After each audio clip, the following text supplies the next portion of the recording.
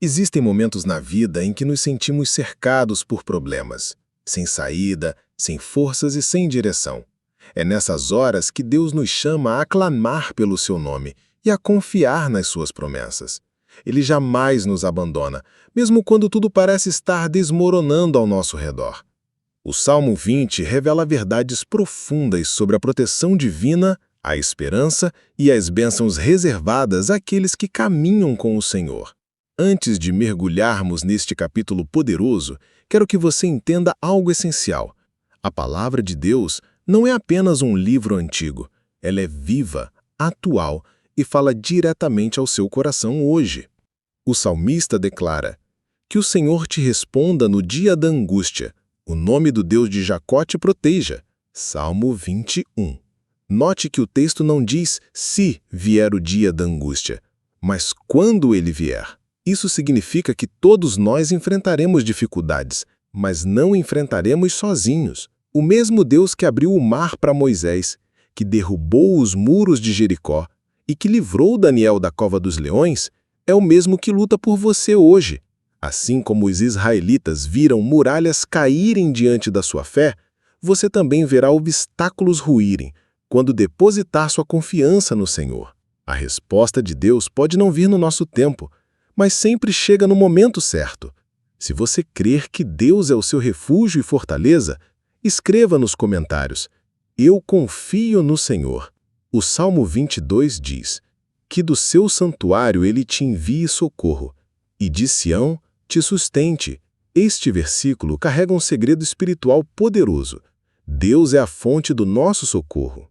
O salmista não aponta para recursos humanos, não confia em exércitos nem em riquezas. Ele afirma que o verdadeiro auxílio vem da presença de Deus, do santuário do Altíssimo. No tempo de Moisés, o santuário era o tabernáculo, onde a presença de Deus se manifestava. Hoje, por meio de Jesus, o santuário não está limitado a um templo físico.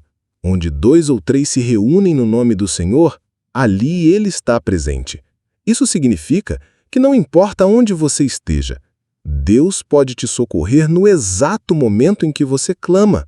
A palavra Sião representa o lugar onde Deus habita, mas também simboliza o povo de Deus. Ou seja, quando buscamos força em Deus, Ele nos sustenta não apenas de forma espiritual, mas também por meio da comunhão com outros cristãos. Existe uma força sobrenatural quando nos unimos em oração, sustentando uns aos outros na fé. A história do rei Josafá, em 2 Crônicas 20, nos ensina isso. Cercado por inimigos, ele proclamou jejum e buscou ao Senhor. A resposta de Deus veio: "Esta batalha não é de vocês, mas de Deus." Eles não precisaram lutar. O Senhor lutou por eles. Quando você se aproxima de Deus e busca o seu santuário em oração, Ele transforma a fraqueza em força, medo em coragem e derrota em vitória. A sua ajuda não vem de onde você imagina, mas do trono de Deus. O Salmo 23 declara: "Que Ele se lembre de todas as tuas ofertas e aceite os teus sacrifícios." No Antigo Testamento, o povo de Deus oferecia sacrifícios no altar como símbolo de gratidão, arrependimento e aliança. Hoje, não precisamos mais sacrificar animais, pois Jesus já fez o sacrifício perfeito na cruz. Mas o princípio por trás desse versículo ainda permanece. Deus olha para o nosso coração e para o que entregamos a Ele. A sua oferta hoje pode ser o seu tempo, a sua dedicação, os seus talentos e até mesmo os seus recursos financeiros. Mas, acima de tudo, a maior oferta que podemos dar a Deus é a obediência. Como diz 1 Samuel 15, 22, "Eis que o obedecer é melhor do que sacrificar, e o atender melhor do que a gordura de carneiros." Deus não se agrada apenas do que damos, mas de como damos. Ele conhece a intenção do nosso coração. A história de Caim e Abel em Gênesis 4 ilustra isso. Ambos ofereceram algo, mas apenas a oferta de Abel foi aceita, porque veio de um coração sincero e cheio de fé. Isso nos ensina que não adianta dar com as mãos se o coração está distante. Deus deseja mais do que atos externos. Ele quer a nossa entrega total. E quando vivemos uma vida de obediência, nossas ofertas espirituais sobem como um perfume agradável diante do trono do Pai, assim como aconteceu com Noé após o dilúvio. Gênesis 8, 21. O Salmo 24:5 declara: que Ele te conceda o desejo do teu coração e realize todos os teus planos. Nós nos alegraremos pela tua salvação e, em nome do nosso Deus, arvorearemos pendões.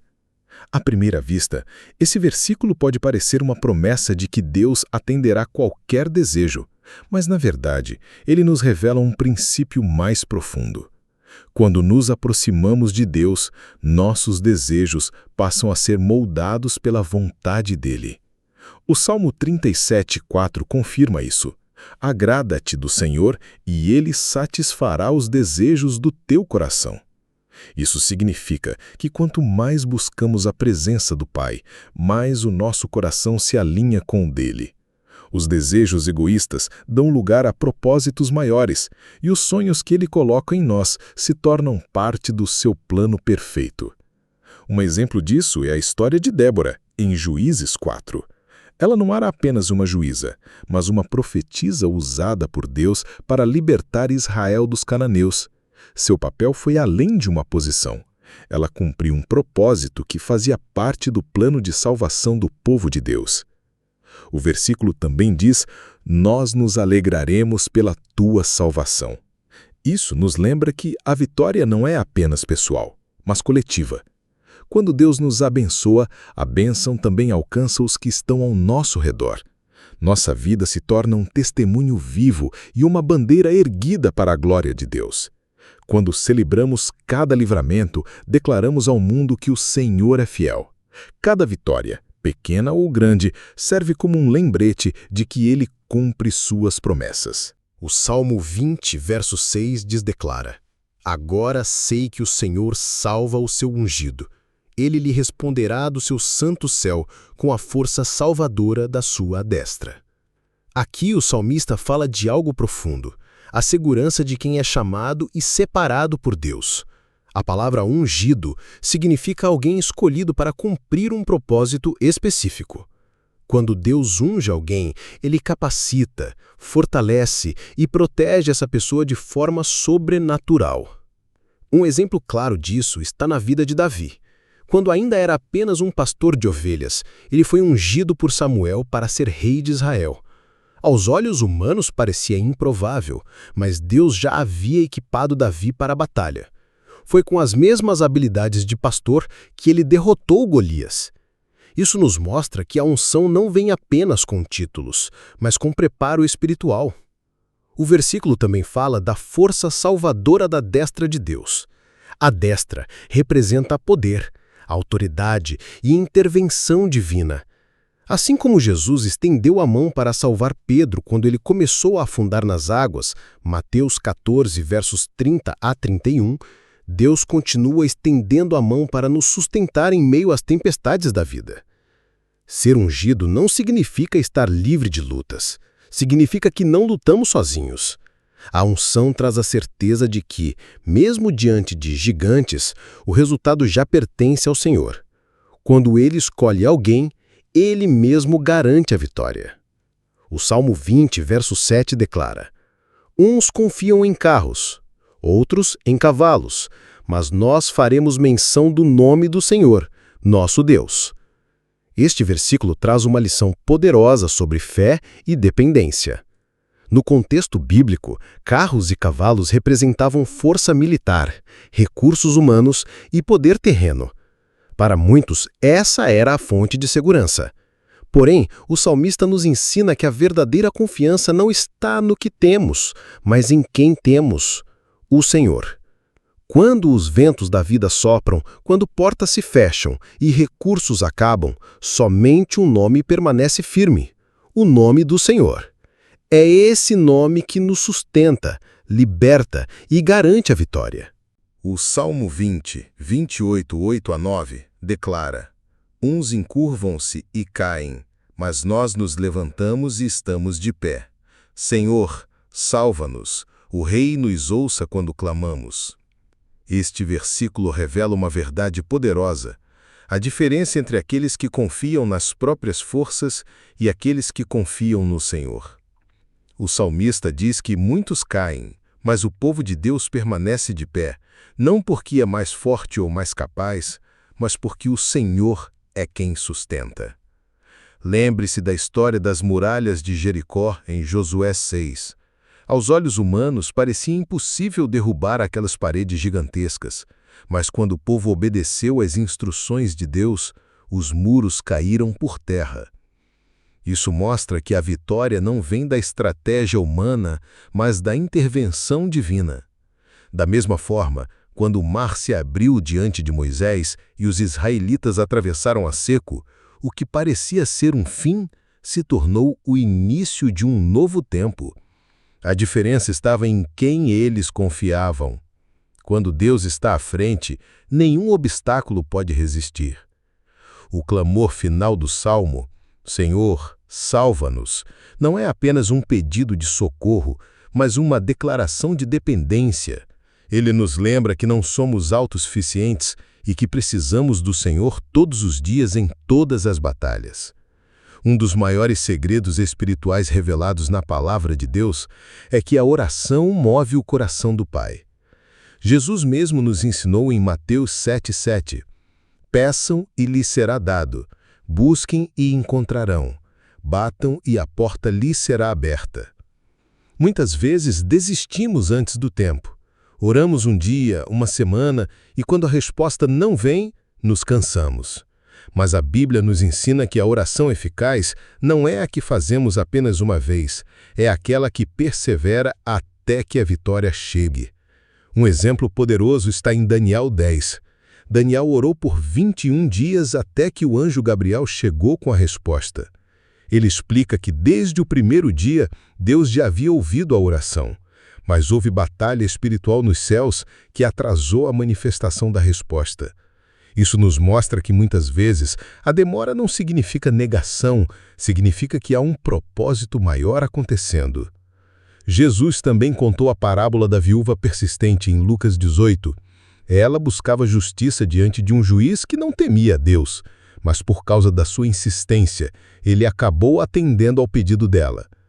Jesus usou essa história para nos mostrar que se até um juiz injusto responde à persistência, quanto mais o nosso Pai amoroso não ouvirá aqueles que clamam dia e noite. A perseverança na oração fortalece a nossa fé, nos aproxima de Deus e nos prepara para receber a resposta no tempo certo. Não pare de orar, mesmo quando tudo parece silencioso. O silêncio de Deus não significa ausência, significa que Ele está trabalhando. A palavra nos ensina que as dificuldades não vêm para nos destruir, mas para nos aperfeiçoar. Tiago 1, 2-4 declara: Meus irmãos, considerem motivo de grande alegria o fato de passarem por diversas provações, pois vocês sabem que a prova da sua fé produz perseverança. E a perseverança deve ter ação completa, a fim de que vocês sejam maduros e íntegros, sem lhes faltar coisa alguma. Isso significa que cada prova carrega um propósito. Muitas vezes, Deus permite situações difíceis para nos fortalecer, moldar nosso caráter e nos aproximar mais dele. A dor nunca é em vão. Ela nos ensina a confiar no invisível e a depender totalmente do Senhor. A história de José, em Gênesis 37-50, é um grande exemplo disso. Vendido como escravo pelos próprios irmãos, acusado injustamente e preso, ele poderia ter desistido, mas José permaneceu fiel.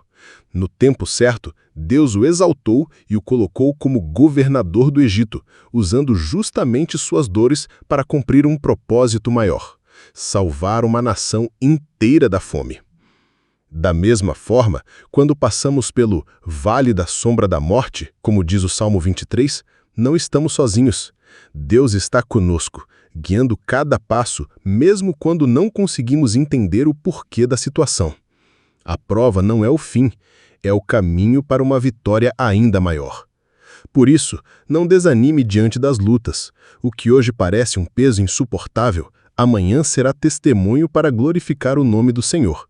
A cruz vem antes da ressurreição. A prova vem antes da promessa. Quando olhamos para o Salmo 20 como um todo, percebemos uma mensagem central. A verdadeira vitória vem do Senhor. Não importa o tamanho da batalha. Quando colocamos nossa confiança nele, a vitória é certa. Mas esta vitória vai além de conquistas materiais ou soluções momentâneas. Ela representa paz, salvação e plenitude de vida. Romanos 8,37 confirma essa verdade. Em todas estas coisas, somos mais que vencedores, por meio daquele que nos amou. Ser mais que vencedor significa que não vencemos pelas nossas forças, mas porque Cristo já venceu por nós. A maior vitória da nossa vida foi conquistada na cruz. Quando Jesus disse, está consumado, João 19,30, ele selou para sempre a derrota do pecado, da morte e do inimigo. Isso nos chama a viver uma vida de gratidão e confiança. A cada novo dia, precisamos lembrar que se Deus está conosco, nenhuma arma forjada contra nós prosperará. Isaías 54,17. Essa não é apenas uma promessa de proteção, mas também um convite para andar na presença dele todos os dias. Viver na vitória de Deus também significa não olhar para trás. O passado pode até nos lembrar de erros e fracassos, mas a graça nos lembra que somos novas criaturas. 2 Coríntios 5,17. O que ficou para trás não define quem somos hoje. O que define nossa identidade é o que Cristo fez por nós. Então, celebre cada pequena conquista, mesmo que pareça simples. Cada passo de fé, cada oração respondida, cada livramento invisível. Tudo isso mostra que Deus está cuidando de você. A vitória já foi decretada. Agora basta viver de acordo com essa verdade. Se você crê que a vitória vem do Senhor e quer viver debaixo dessa promessa, escreva nos comentários: a minha vitória vem de Deus.